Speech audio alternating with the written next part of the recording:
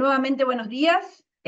Hoy estamos con un webinar bien interesante porque vamos a hablar de neurociencia. Siempre en experiencia de cliente hablamos de experiencia, pero neurociencia con experiencia, primera vez que vamos a hablar en DEC, así que de verdad que aquí con el equipo estamos muy emocionados de esto.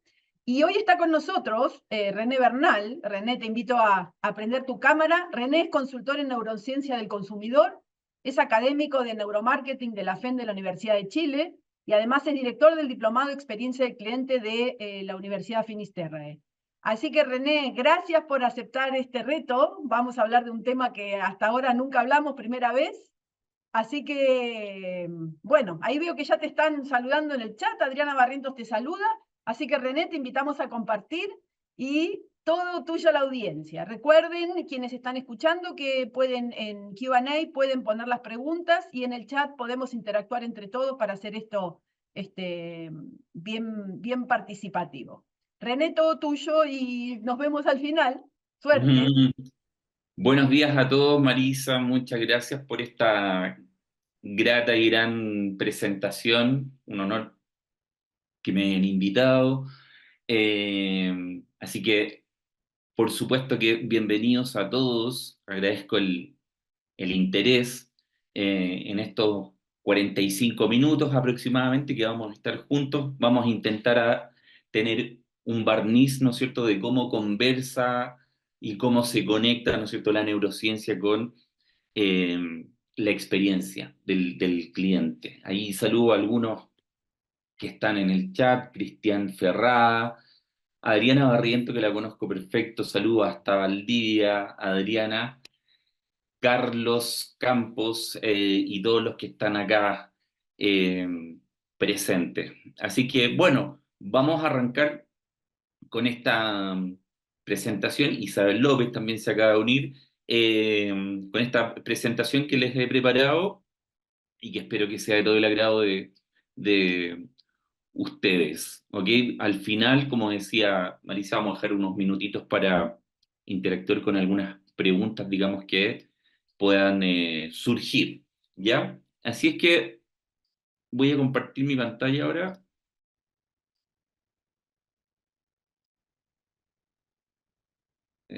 Acá. Compartir.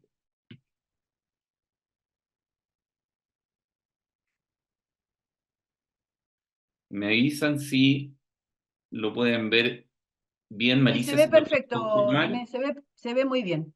Ok, perfecto, ya. Entonces, aquí, perdón, ya. Bueno, esto que hemos llamado y que hemos convocado como la combinación o este match, ¿no es cierto?, entre lo que se conoce como neurociencia del consumidor, muy también común llamado neuromarketing, ¿ok?, aplicado a la experiencia del eh, cliente. Y para hablar de neurociencia, más allá del campo corporativo, más allá de marcas comerciales, ante todo, un cliente, un consumidor, etcétera, etcétera, es una persona, es un ser humano. Eso es lapidario, ¿no es cierto?, para todo lo que vamos a hablar en adelante. De tal manera que es muy importante establecer, ¿no es cierto?, eso como una norma básica. Vale decir, ¿no es cierto?, que tenemos que primero entender en profundidad cómo es el comportamiento humano de cara, ¿no es cierto?, a esta experiencia que constantemente estamos intentando construir, mejorar o darle un resignificado, ¿ya? De tal manera que la conversación o la historia, ¿no es cierto?, se va a ir desarrollando de acuerdo, ¿no es cierto?, a lo que entendemos como comportamiento humano. Decanta, indudablemente, ¿no es cierto?, para poder hablar de neurociencia del consumidor aplicada a la experiencia, explicar, ¿no es cierto?, qué entendemos por neuromarketing. Y si bien muchos de los que están acá, que ya veo que son 67 personas, eh, probablemente muchos deben saberlo, pero muchos otros probablemente no lo saben bien. Entonces es súper importante dejar claro que hablar de neurociencia del consumidor no es hablar de neurociencia, biología, si bien es cierto hay una combinación entre psicología, antropología, etcétera, etcétera, tomamos elementos esenciales de la neurociencia, ¿no es cierto? Y se mezclan con técnicas o estrategias de marketing para entender a las personas de manera más profunda. Y como hice acá, ¿no es cierto?, sirve para entender y analizar qué sucede en el cerebro de las personas en función a múltiples estímulos de marketing o múltiples puntos de contacto que tiene el potencial cliente en este viaje, ¿no es cierto?, que se le llama también de la experiencia, ¿ya? Entonces, la sumatoria entre marketing y neurociencia, haciendo la bajada del marketing, ¿no es cierto?, a lo que nos convoca como tal, experiencia del cliente, se transforma en esto que se conoce como neuromarketing o como neurociencia del consumidor, ¿ya?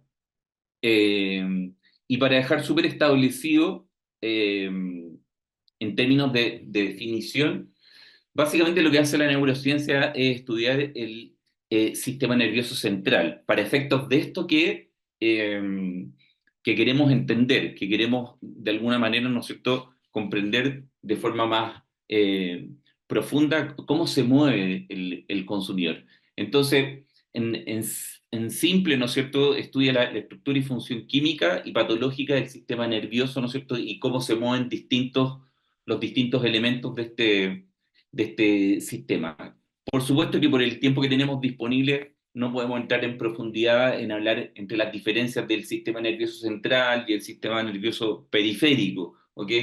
Nos vamos a concentrar un poquito más en el sistema nervioso central, que es donde transitan la gran mayoría de las decisiones de los consumidores, ¿ya? Decir que esa experiencia, probablemente esto sí, a diferencia de la neurociencia, ustedes lo tienen mucho más claro que yo, ¿ok? Pero sí es importante entender la definición desde la mirada de la neurociencia, ¿vale? Es decir, ¿qué dice la neurociencia en función de lo que significa una experiencia propiamente tal? ¿Ok? Y se traduce básicamente en tres conceptos que es lo que está acá, ¿no? Es cómo percibe, interpreta y recuerda una persona experiencias en general vinculadas al acto de relacionarse con una marca, ¿ok? Comprendiendo, y esto es muy importante lo que les voy a señalar, comprendiendo que la marca es el gran articulador que surge, ¿no es cierto?, dentro como un gran paraguas para que se produzca todo esto, ¿ok? La marca, ¿no es cierto?, que está vinculada a un servicio, a un intangible o a un producto tangible como tal, ¿no es cierto? En función de eso es que se produce, ¿no es cierto?, esta definición, ¿no es cierto?, como un evento o un conjunto de eventos, ¿no es cierto?, que una persona justamente puede percibir, interpretar y recordar, que vamos a ir hablando en adelante y estos conceptos se van a ir repitiendo en función de cómo percibimos el mundo, cómo lo interpretamos, en función de múltiples recuerdos que vamos almacenando, ¿no es cierto? Y que se van mezclando, vale decir, estos eventos pueden ser tanto sensoriales, emocionales o también como a nivel cognitivo, o una combinación de esto, ¿ok?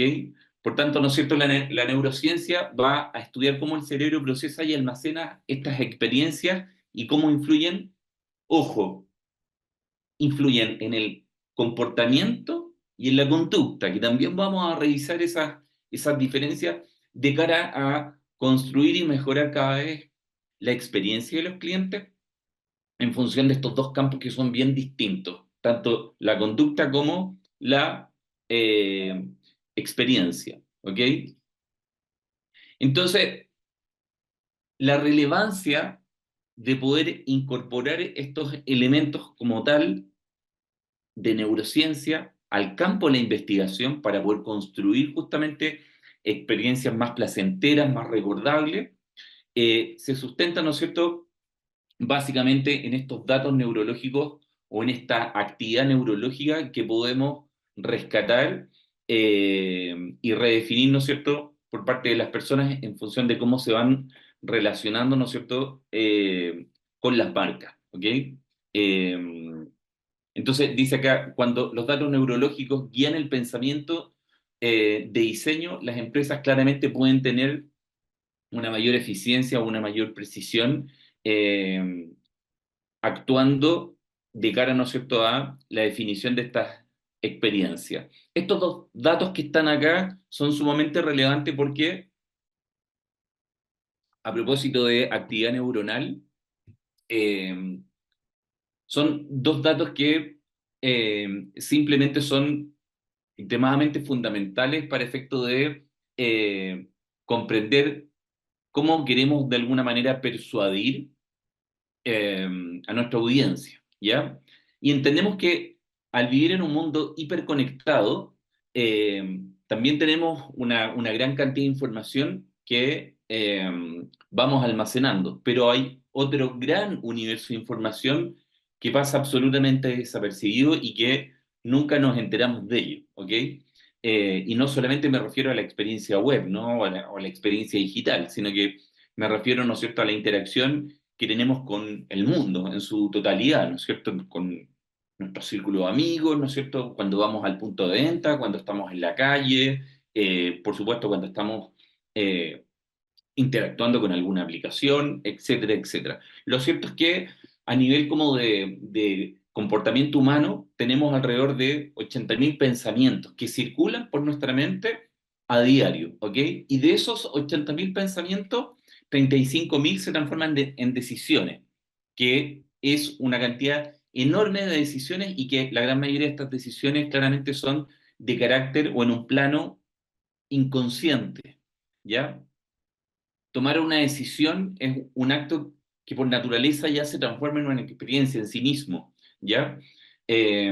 Por tanto, para efecto de el diseño de experiencia, comprender que las personas siempre y todo el tiempo están tomando decisiones es un dato sumamente relevante para efecto del diseño en sí mismo, ¿no? Del diseño de un e-commerce, del diseño, ¿no es cierto?, en cómo es un servicio de postventa, etcétera, etcétera. En todo está plasmado el diseño, no necesariamente de algo visual, ¿ok? Sino que cómo es el paso a paso de esa experiencia, ¿ok? Y entendiendo entonces lo que mencionaba recién, de estas 35.000 decisiones que tomamos las personas, de esas un gran grueso, un gran universo de esas decisiones son de carácter inconsciente, ¿ya? Y solamente el 5% aproximadamente son de carácter conscientes o racionales, ¿ya? Entonces, como una manera de recalcar esto, para efecto de la investigación, que normalmente la investigación que se hace a nivel, ¿no es cierto?, de experiencia o que se hace para las marcas tiene que ver, ¿no es cierto?, con investigación de carácter tradicional, vale decir focus group, encuestas, que sé yo, encuestas online, etcétera, etcétera, ¿ok? Que apuntan justamente a ese 5% que es lo declarativo, vale decir, el cerebro, tal como dice aquí abajo, no está programado para poder verbalizar todo lo que expresa, todo lo que sentimos, ¿ok? Y no es porque nuestro cerebro esté fallado o porque simplemente, digamos, esas palabras no se pueden, digamos, traducir en todas las sensaciones que vamos viviendo permanentemente, ¿ya? Hay un gran universo de información que se guarda en nuestro inconsciente y que nosotros las transformamos en la manera en cómo nos comportamos, en la manera en cómo expresamos las cosas, en nuestra mirada, cómo se mueve nuestro cuerpo, etcétera, etcétera, ¿ok?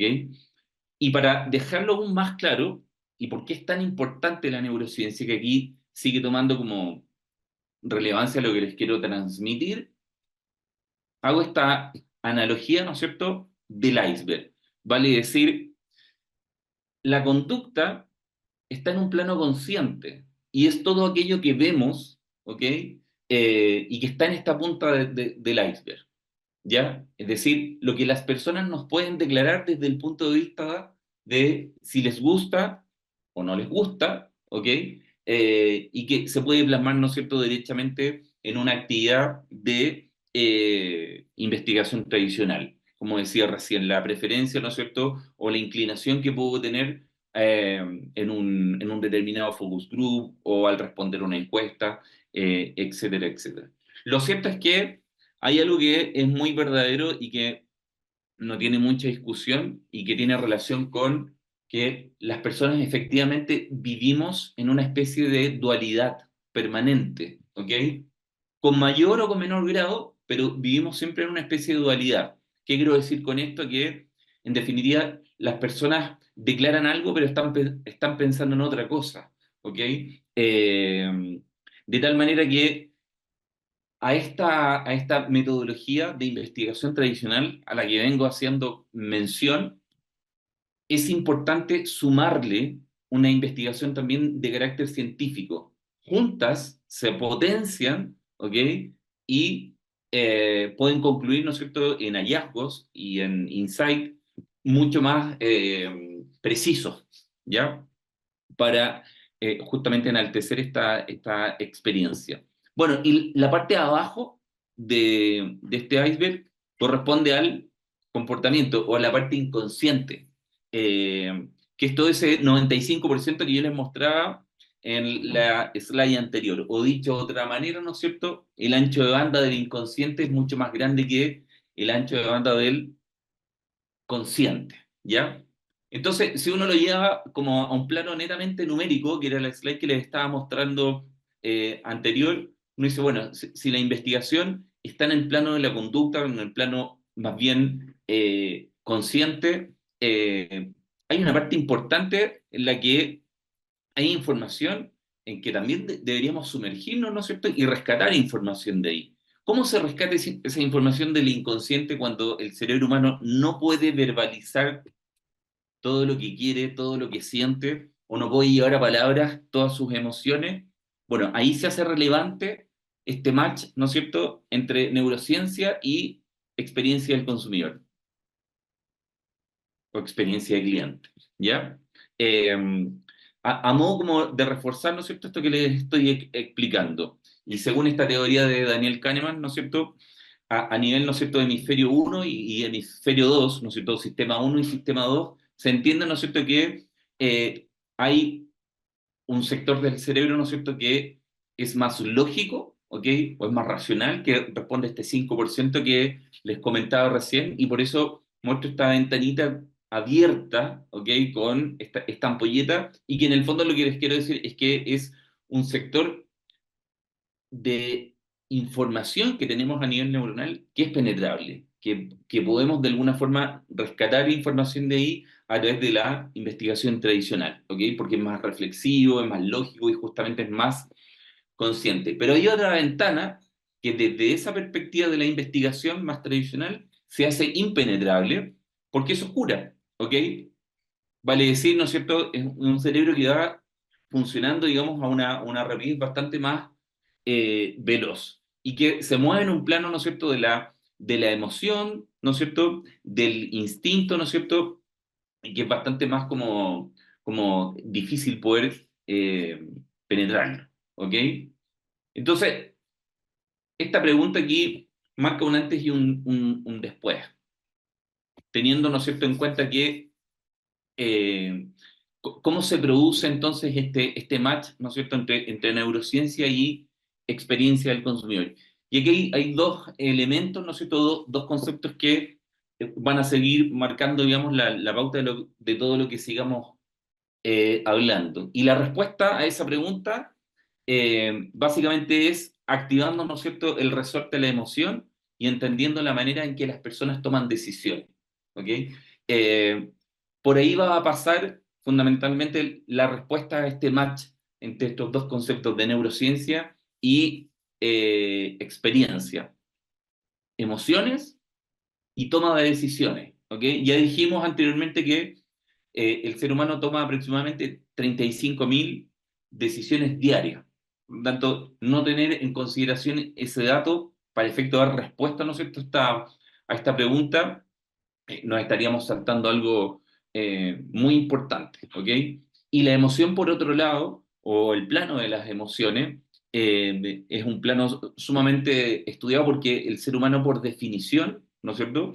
Es un ser emocional, ¿ok? Nuestro cerebro está programado de esa manera para vivir, digamos, eh, o estar conviviendo permanentemente, ¿no es cierto?, en el plano de las eh, emociones. ¿Y cuál sería como la escalada de esto? ¿Ok? O cómo se va generando esto a lo que muchas marcas, compañías o organizaciones aspiran o mueren, ¿no es cierto?, por generar de alguna manera ese vínculo tan sólido, ¿no?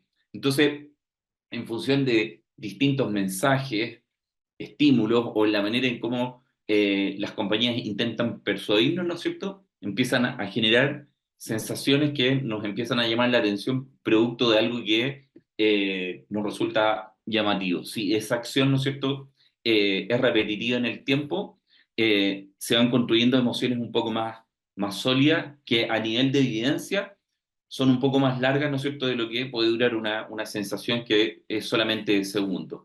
Y la emoción, si también se transforma en un acto repetitivo, ¿no es cierto?, finalmente termina consolidándose en un sentimiento hacia una marca, ¿no es cierto?, que es lo que se entiende como la alta fidelidad, ¿no es cierto?, hacia una marca, ¿no es cierto?, o más bien este cambio del que se está hablando, digamos, en el último tiempo y que tiene que ver con que las marcas, más allá de fidelizar, tienen que inspirar a las personas, ¿no es cierto?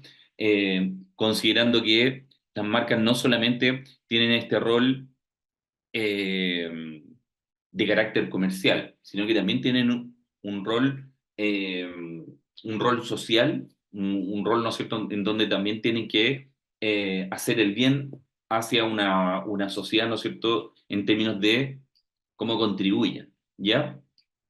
¿Y cómo vamos entonces a investigar este 95% o esta parte o esta masa grande, ¿no es cierto?, que está sumergida del iceberg? Lo vamos a investigar, ¿no es cierto?, con estas distintas tecnologías que yo les voy a mostrar ahora, ¿no es cierto?, y que van en el plano, ¿no es cierto?, de la investigación científica, ¿ok? Neurobiofeedback, entonces, es un PIR o un sensor, ¿no es cierto?, infrarrojo, que es el que está puesto en la frente de la persona que está ahí, ¿no es cierto? Y fundamentalmente hace dos cosas. Mide la concentración y la atención que yo tengo específicamente hacia un estímulo determinado, ¿ok? Vale decir, en una red social, en un mensaje, en una imagen específica, etcétera, etcétera, ¿ya? Y puede también verificar la disminución de tiempo que hay entre estímulo y estímulo, ¿ok? Vale decir, cuando yo entro a un sitio web, por ejemplo, tengo distintos estímulos, como por ejemplo el color, la tipografía, un video, una foto, etcétera, etcétera. Son distintos estímulos que voy recibiendo en microsegundos y que esta tecnología puede ir midiendo, ¿no es cierto?, lo que pasa en cada uno de esos estímulos, ¿ya? Que a ese nivel es prácticamente imposible preguntarle a una persona qué es lo que le va sucediendo en ese tránsito mientras va ocurriendo, digamos, esa experiencia como tal. ¿Ok?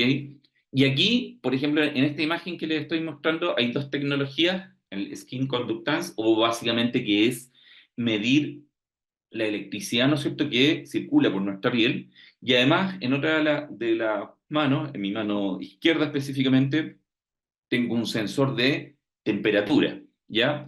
Que específicamente, en conjunto, estas dos tecnologías hacen tres cosas. Identifican la intensidad de la reacción emocional, registran los niveles de conductancia de electricidad en la piel y cambios térmicos, ¿no es cierto?, a nivel periférico, ¿ok? Y descubren el tiempo de reacción emocional o el estrés que me pueda producir.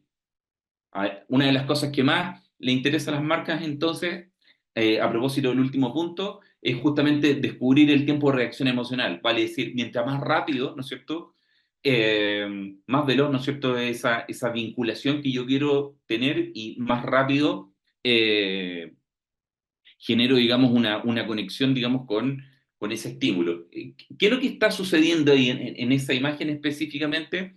Lo que estamos midiendo son audiólogos. Probablemente muchos de los que están acá, ¿cuántos van ya?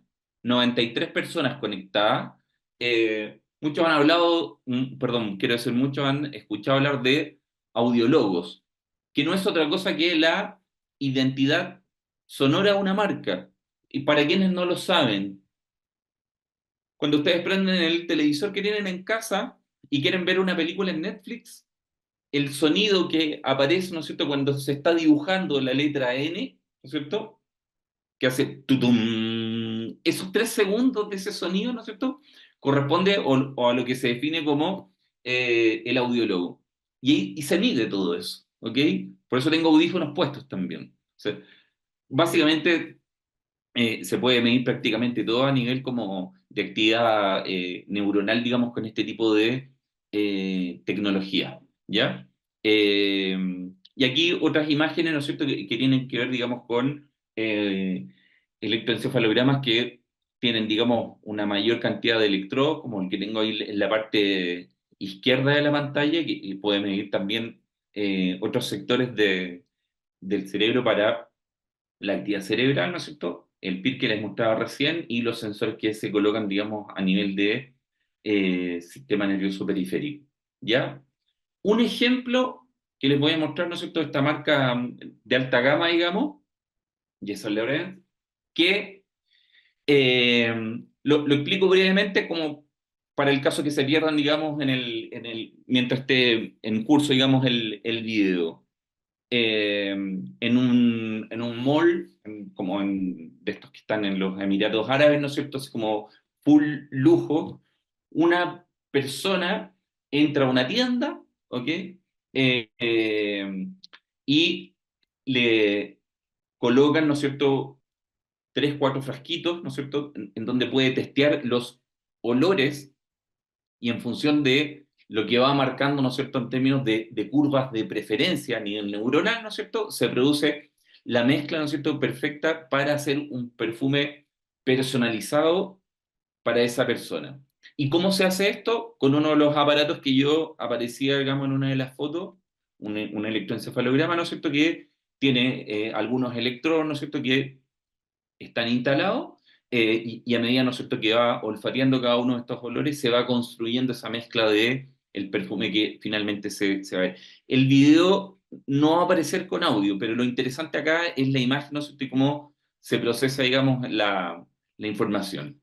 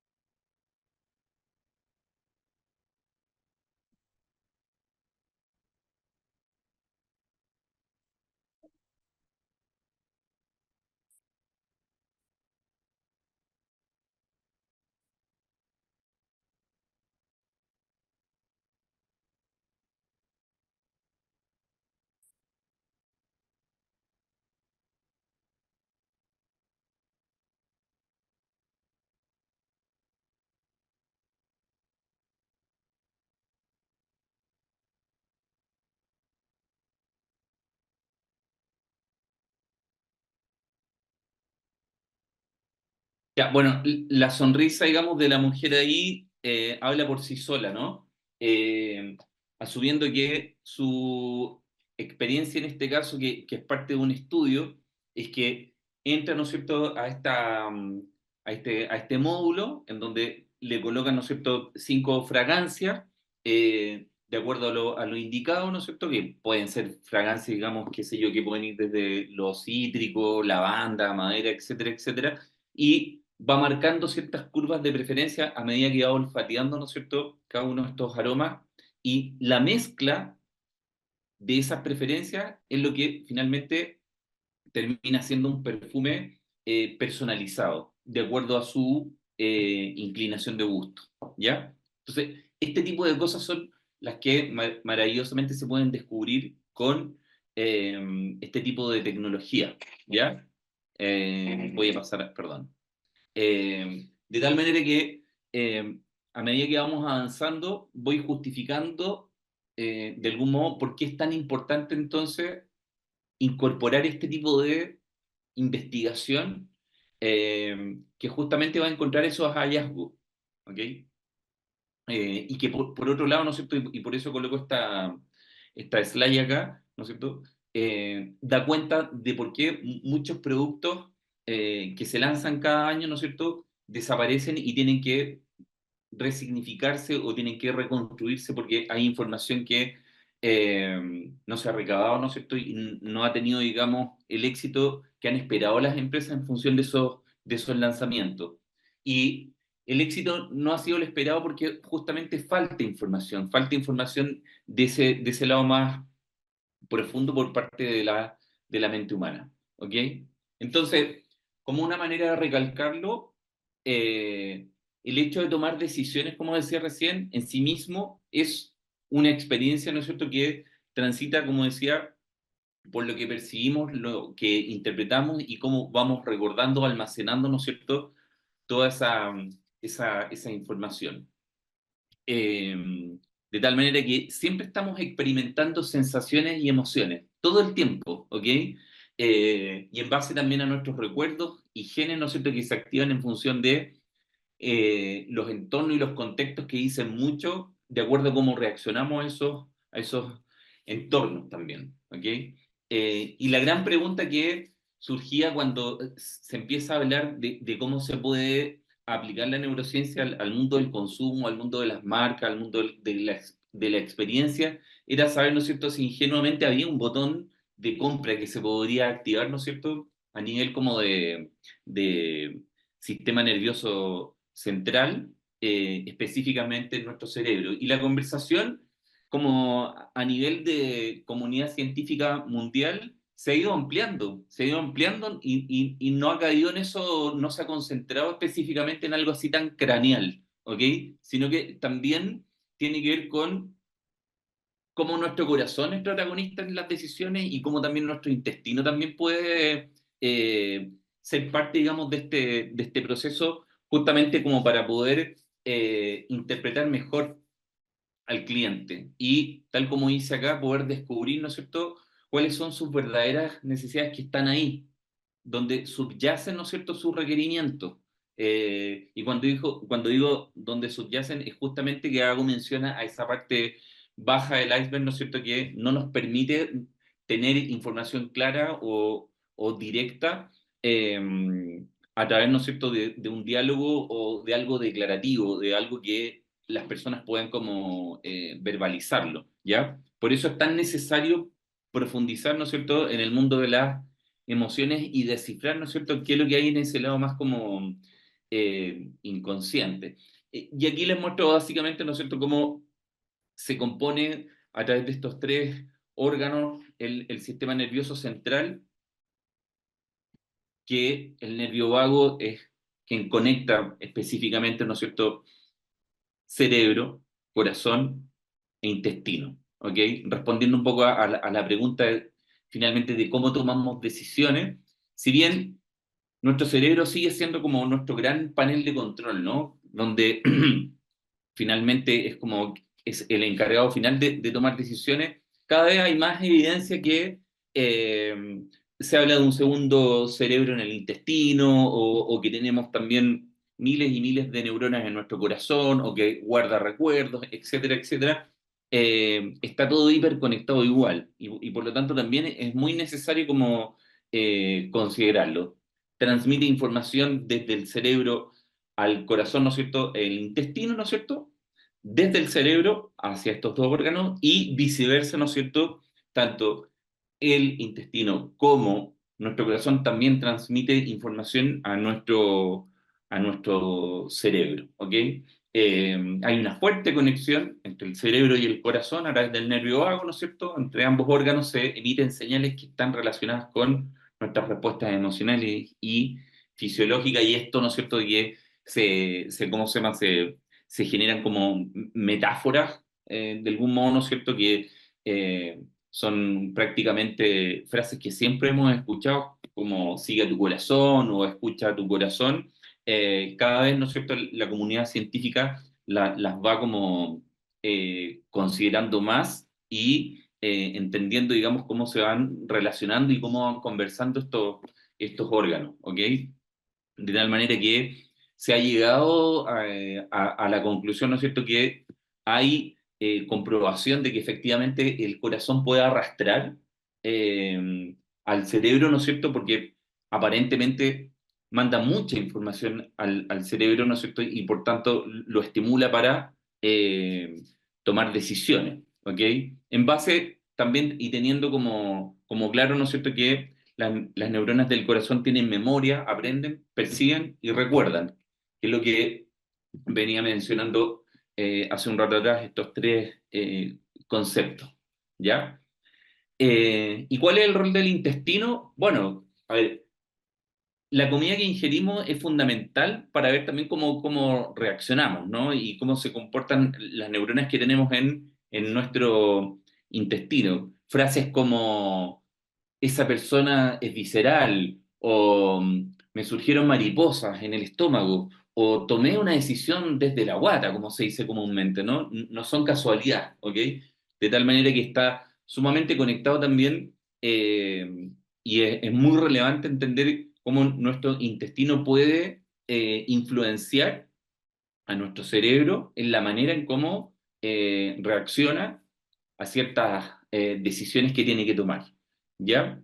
Por tanto, siempre es importante desde esta mirada, ¿no es cierto?, de la neurociencia, entender que efectivamente los clientes compran por emoción y van a justificarlo con la razón, como dice acá, porque efectivamente no pueden llevarlo todo a palabras como lo mencionaba al comienzo. Y al no poder llevarlo todo en palabras, ¿no es cierto? Muchas de estas situaciones y de estas experiencias, las marcas deben generar, ¿no es cierto?, empatía para construir recuerdos que sean memorables. De hecho, o dicho de otra manera, una emoción como tal, naturalmente, no puede ser una emoción si no está asociada a un recuerdo, ¿ya? Por tanto, va de la mano el concepto de emoción y empatía. Y probablemente si yo les preguntara a ustedes si se acuerdan del primer viaje que hicieron en avión, eh, a lo mejor almacenan ese recuerdo más o menos fresco, ¿no? Porque es una primera experiencia que justamente puede ser memorable. Si esto lo llevamos al plano del diseño de experiencia de cliente, puede ser que en ese tránsito o en ese viaje, ¿no es cierto?, yo tenga ¿cómo se llama? La idea de poder viajar, ¿no es cierto? Y entro al sitio web de una línea aérea determinada, ¿no es cierto? Y mi experiencia en ese e-commerce al comprar esos tickets de avión es fantástica. Llego al aeropuerto, en fin, me subo al avión, voy fascinado, etcétera, etcétera, y voy imaginando ya cómo va a ser, digamos, mi experiencia, digamos, en ese punto, en ese destino, pero al llegar al aeropuerto de destino, mi maleta no llega y por lo tanto, digamos, esa experiencia eh, se ve de alguna manera como manchada, ¿no es cierto?, por esa parte final, digamos, que destroza, digamos, esa construcción tan como empática y tan emocional que se ha ido, digamos, como construyendo. Por tanto, es súper importante entender que ese viaje, ¿no es cierto?, de experiencia no puede tener descuido, ¿ya? Eh, y a propósito de emoción, es importante entender, ¿no es cierto?, que una de las emociones que más hace manipulable al ser humano es la emoción del miedo, ¿ok? Y esto es sumamente utilizado en marcas como asociadas a los medios de comunicación o en marcas que simplemente pueden generar un rechazo porque tienen ciertas como actitudes, ¿no es cierto?, que van a las personas de alguna forma como decepcionándolas, ¿ok?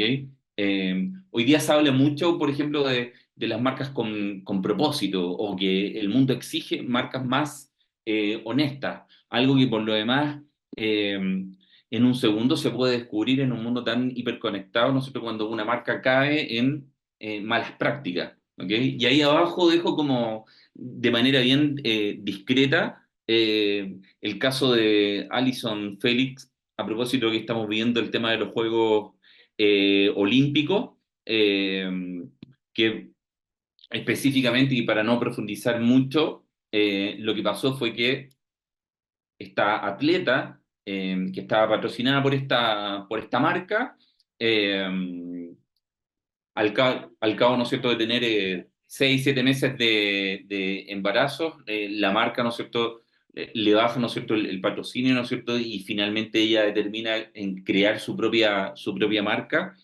Lo que les quiero decir en el fondo es que las marcas, por un lado, hablan de propósito o hablan que, en este caso, esta marca que a través de la práctica del deporte puede construir un mundo mejor, etcétera, etcétera, pero por otro lado, ¿no es cierto?, caen en estas malas prácticas que las hacen, de algún modo, marcas más deshonestas, ¿ok? Entonces, como para ir finalizando, y recalcar esta importancia, ¿no es cierto?, entre la razón y la emoción, la razón que está en ese lado del 5% que les mencionaba al comienzo, y la emoción que viene siendo la parte baja del iceberg, como para dejarlo sumamente recalcado, ¿no? La diferencia fundamental entre razón y emoción es que la razón lleva a conclusiones, mientras que la emoción nos va a llevar a una acción eh, determinada. Y finalmente, conclusiones de cosas, ¿no es cierto?, o acciones específicas, ¿no es cierto?, en donde la neurociencia puede aportar, ¿no es cierto?, a la construcción de experiencia. Con herramientas, ¿no es cierto?, de neurociencia podemos medir de forma profunda el viaje del cliente y los diferentes puntos de contacto que tiene con una marca. Y aquí yo coloco algunos ejemplos, ¿no es cierto?, que tienen que ver como desde una cotización, una experiencia e-commerce, ¿cómo se llama?, el interactuar con una aplicación, el punto de venta, los servicios técnicos, despacho, la identidad, como decía recién, la identidad visual, la identidad olfativa, etcétera, etcétera. Son totalmente acciones que son medibles, ¿no es cierto?, con esto también que se entiende como tecnologías biométricas, que son las que yo mostraba en las imágenes y el ejemplo también que les di del estudio del perfume. Aquí les comparto mis datos para quien quiera sacar algún print, ¿no es cierto? Feliz de poder seguir conversando si alguien quiere, digamos, tener más información respecto de este campo de investigación científica. Acá en Chile hay diversas marcas ya que se han animado, que han incorporado, digamos, y que cada vez se suman más empresas, digamos, a incorporar eh, este match entre la investigación tradicional y la investigación científica. Así que fantástico poder reunirnos, Marisa. Estamos llegando Bueno, al final. Vamos a dejar unos minutitos ahí. Te paso, digamos, a ti el micrófono para dale, que podamos cerrar. dale. Ahí te pido que sí, dejes de compartir. Bueno, ¿Ok? la verdad, increíble. Varias cosas me gustaría comentar antes de pasar a las preguntas. Primero que decimos debemos enfocarnos en el comportamiento humano, ¿no? Quienes trabajamos en el mundo experiencia y nuestra audiencia es del mundo experiencia, sabemos que el humano, ya sea el cliente, el colaborador o la persona que sea, es lo más importante para nosotros y aquí este tema de focalizarnos en el humano bien bonito. Después me quedo con la frase de que el cerebro no está programado para verbalizar todo lo que quiere expresar. Esto lo sospechábamos. De hecho, muchas veces está la famosa frase, lo digo, sí, lo pienso, pero no lo digo. Pero de verdad que sea el 95% el tema de que no se expresa con palabras y está en el inconsciente, de verdad que es algo que nos abre un mundo como para entender que hay que seguir profundizando, ¿no?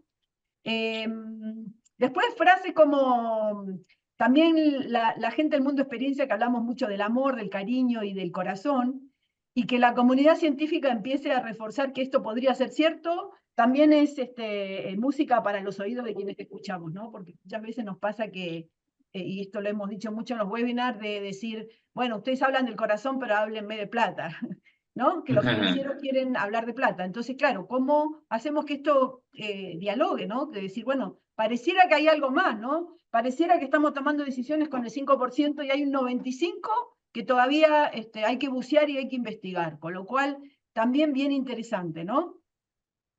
Y la frase final, que me parece genial, es: la razón lleva a conclusiones y la emoción lleva a acciones. Al final, digamos, desde nuestro campo de expertise estamos buscando acciones y que la persona accione, y no estamos hablando solo de comprar, estamos hablando de que tenga engagement con la marca, que nos prefiere y demás, con lo cual también bien interesante entender cada emoción, ¿no? Ni que hablar de las 35.000 decisiones que tomamos por día. De verdad que ojalá, ¿cómo hacer para competir por algunas de esas decisiones de la marca que uno lidera? Así que, de verdad, René, muy interesante, y creo que es un campo que hay que investigar. Vamos ahora a las preguntas. Tenemos algunas preguntas que nos llegaron. Adriana Barriento nos pregunta: ¿cómo podemos llegar al equilibrio en términos de las nuevas herramientas que contaste, más caras y aplicable a una baja muestra, versus las antiguas herramientas de Voice of Customer? Buenísima pregunta, Adriana. Y yo creo que el equilibrio se ha ido dando y se ha ido normando a medida que ha ido pasando el tiempo, porque si uno, imaginemos que teníamos este webinar hace 15 años atrás, probablemente hablar de herramientas de neurociencia o de tecnología biométrica era prácticamente inalcanzable, ¿no? O sea, en Silicon Valley, marcas gigantes, ¿no es cierto?, desde Apple, qué sé yo, Netflix y las grandes, digamos, compañías del mundo tienen estos laboratorios incorporados hace tiempo. No es casualidad que sean las grandes marcas que son, porque justamente han investigado muy bien la mente humana, ¿ok?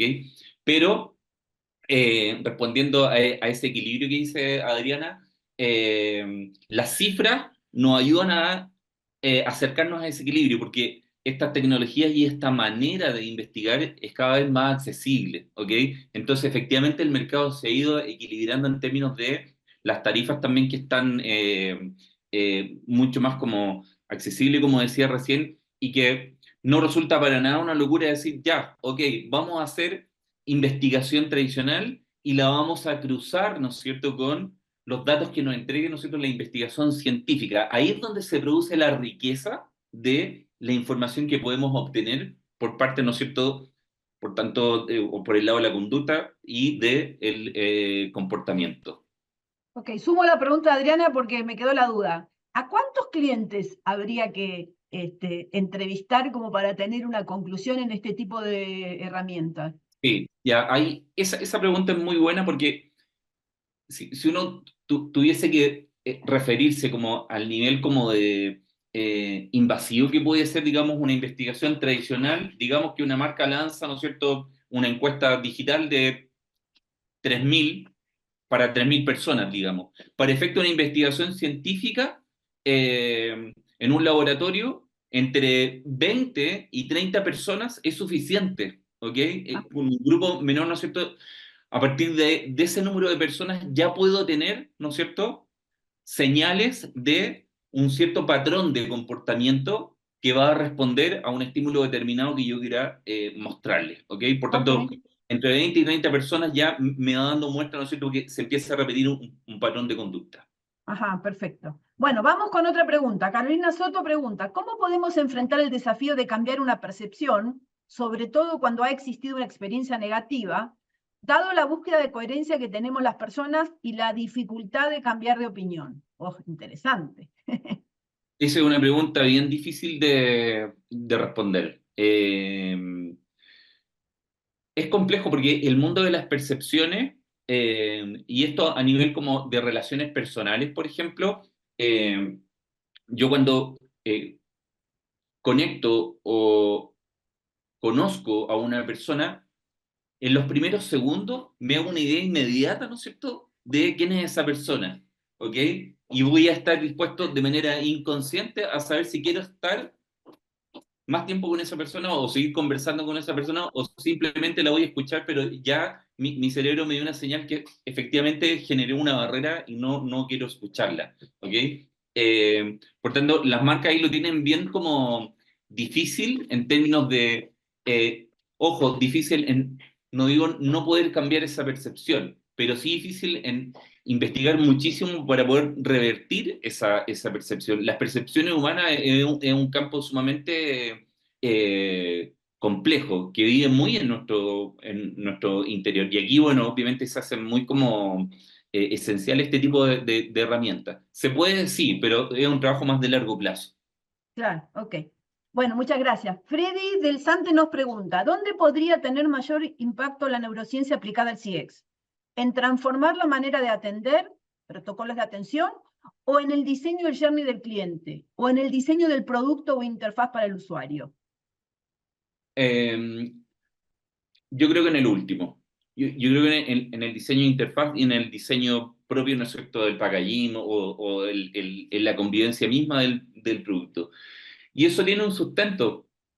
El ser humano por naturaleza es un ser visual, ¿ok? Somos seres visuales por naturaleza. De hecho, toda la información que consumimos a nivel sensorial o dentro de nuestros 5 canales sensoriales, el 70% de la información entra por nuestro canal visual.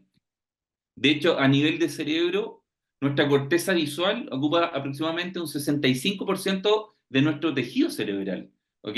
Por tanto, yo creo que en esa parte específicamente, ¿no es cierto?, de la experiencia es donde mayormente puede tener un impacto. Ok, perfecto. Bueno, voy por una pregunta que está en el chat que dice, Catherine dice, hola, ¿cuál crees que el plan es el plan para cambiar la cultura en las empresas con la neurociencia? En general, muy pocos saben y lo que no saben no creen mucho. Dado lo mismo, cuesta cuesta hacer que la empresa tenga un foco en el cliente y cuesta más que crean en la neurociencia. Sí, bueno, esa es una tremenda pregunta, ¿sí? Me lleva como también como a mi experiencia propia. eh, en general tendemos a creer que somos personas muy lógicas. Lo voy a decir de una manera bien simple, ¿ok? Somos muy fanáticos del Excel. Nos encanta ver el Excel, ¿ok? Yo creo que esa es la mejor respuesta que les puedo dar porque efectivamente, como inicialmente los conceptos que usa la neurociencia, por alguna razón, la comunidad mundial también se ha encargado de manera negativa, diría yo, de poner mucho nombre técnico a esto, lo que hace que las personas tengan cierta como lejanía, ¿ok? Porque no habla un lenguaje muy común, ¿ok?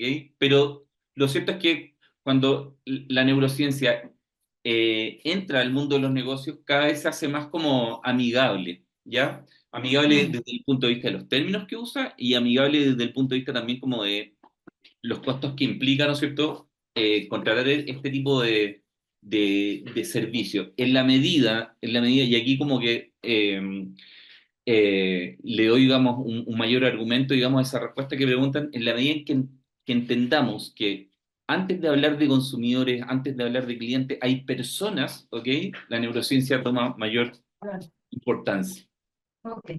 Bien. Bueno, vamos con las últimas preguntas, que tenemos varias. Si no llegamos con todas, después las Bueno, respondemos interno. Pero Mika Grakanin dice, buenísimo webinar, soy químico farmacéutico y la atención de los clientes en una farmacia es vital la experiencia del cliente, dado que por lo general son pacientes, personas enfermas. ¿Qué tipo de herramientas se sugiere para realizar una investigación de experiencia del cliente en una farmacia?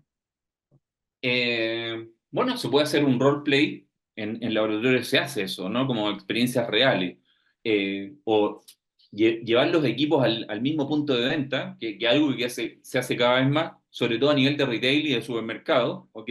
Que fundamentalmente lo que se hace ahí es eh, instalar, digamos, un GESEL o un electroencefalograma con unos eye tracker, que es como, el eye tracker es como lo más conocido, entre comillas, ¿ok?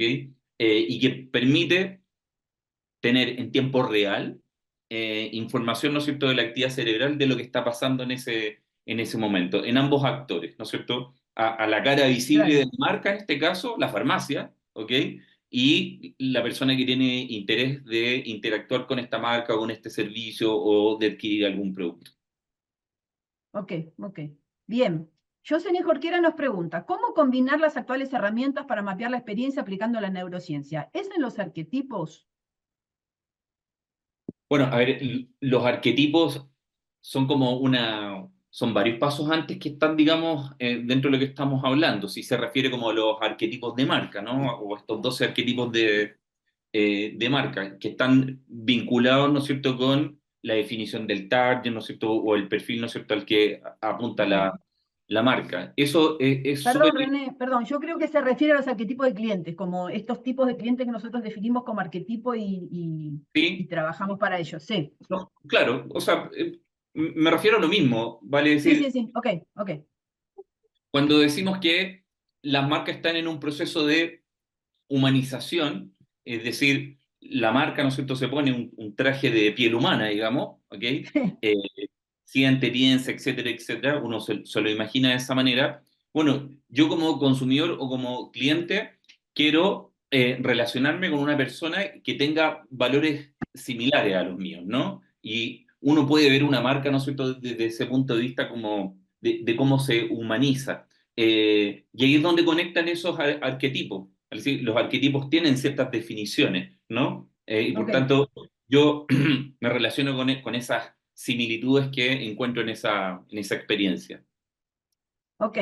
Bueno, vamos con, nos quedan dos más y llegamos justito. Ok. Alba Zárate nos dice, ¿se tienen aplicaciones en neurociencia en sectores o industrias como más rudas por el tema de los sentidos, bancos, aseguradoras, telcos? Eh, yo específicamente en Chile no he hecho cosas con bancos. Sí sé que, por ejemplo, en España se han hecho hartas cosas con bancos. En telecomunicaciones, sí, yo he hecho cosas a nivel de marcas acá en Chile. Se Ajá, han hecho estudios para marcas de telecomunicaciones, específicamente, digamos, en el rubro, digamos, de internet, telefonía móvil, etcétera. ok, Eso se ha hecho, sí. ok, Sí. ok, perfecto. Bueno, vamos con la última que estaba por acá. A ver, ¿cómo se puede aplicar la neurociencia cuando estoy recién comenzando a evaluar la mejora de la experiencia de los clientes? Vamos con esta última y si nos quedó alguna, después la contestamos. Sí. Bueno, esa de algún modo se había respondido antes. ¿Cómo se puede medir la experiencia cuando recién está comenzando? Entender, digamos, que la experiencia tiene puntos críticos también, ¿no? Que es donde me interesa, digamos, como prestar mayor atención. Si yo digo, mira, uno de los puntos más relevantes o protagónicos dentro del viaje es tal vez como ese primer impacto que voy a tener. ¿Y dónde está ese primer impacto? Cuando entro al sitio web o cuando esa persona me conoce a través de una red social. Identificar ese primer punto, ¿no es cierto? Que puede ser crítico porque va a decidir si yo quiero seguir relacionándome con esa marca para seguir construyendo experiencia o simplemente ese primer punto de contacto va a ser determinante para decir, no, no quiero más, ¿no es cierto? Claro, Y me voy, digamos, a otra claro, ok, alternativa. ok. ¿Mm? Bueno, ya estamos en la hora, siempre nos gusta cumplir con el horario. Muchas gracias, René, de verdad, muchos conceptos reveladores. Así que seguiremos profundizando en esto y a todos quienes nos escucharon, gracias por la participación y siempre estén atentos a nuestras redes porque siempre estamos trayendo temas novedosos para ustedes. Así que muchas gracias y esperamos que este webinar haya sido de su agrado. Buenos días. Hasta luego, muchas gracias a todos. Gracias, René.